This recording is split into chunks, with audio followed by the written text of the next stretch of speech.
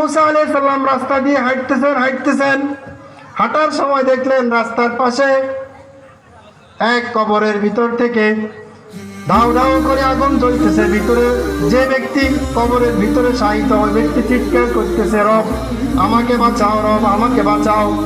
আগুনের লেলিহান শিখা, উনি তো নবী, উনি সব কি আওয়াজ শুনে বুঝছে ভিতরে আযাব চলছে, ভিতরে আওয়াজ চলতেছে, চিৎকার চেঁচামেচি চলতেছে।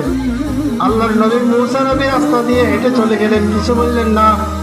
সন্ধ্যাবেলায় মূসা নবী নিজের কাজ শেষ করে আবার ওই রাস্তা দিয়ে ওই কবরের পাশ দিয়ে বাড়ি যাচ্ছেন। দেখলেন কবরের আযাব বন্ধ, কবরের ভিতরে কোনো শব্দ নাই। মনে হয় যেন আযাব বন্ধ হয়ে গেছে, মনে হয় যেন এই লোকটা কবরের আযাব থেকে মুক্তি পেয়ে গেছে। সাথে সাথে কবরের সামনে দাঁড়াই আল্লাহ রাব্বুল আলামিনকে ফরিয়াদ করলেন, রব আমি জানতে চাই, সকালবেলায় কবরের পাশ দিয়ে গেলাম, দেখলাম এক ব্যক্তির কবরের আযাব, আবার এখন যাচ্ছি তো ওই ব্যক্তির কবরের আযাব বন্ধ কেন? আমি একটু জানতে চাই, আমাকে আপনি একটু জানান।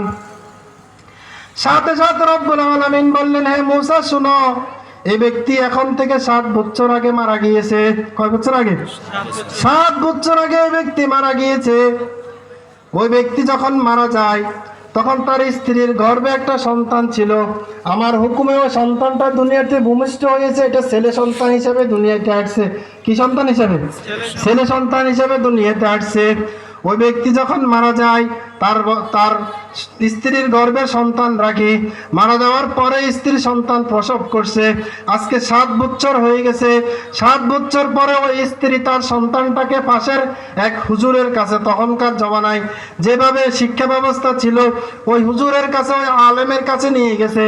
ওই আলেমের কাছে নেওয়ার পরে আলেম ওই ব্যক্তির সন্তানকে সামনে বসায়, সর্বপ্রথম সবক দিতেছে বিসমিল্লাহির রহমানির রহিম।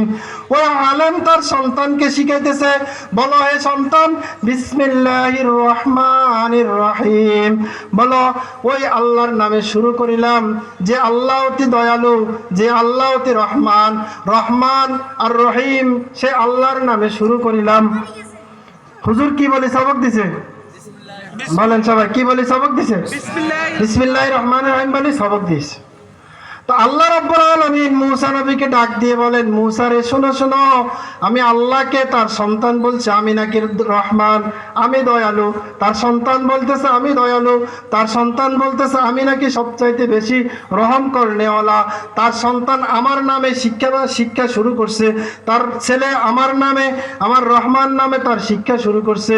তো যার ছেলে দুনিয়াতে বসে বলে আমি আল্লাহ রহমান, ওই রহমান আল্লাহ কিভাবে কবরে তার বাবাকে আযাব দিব? তার বিসমিল্লাহির রহমানির রহিম এই সবকের উসিলায় আমি আল্লাহ তার কবরে আযাব মাফ করে দিলাম। কি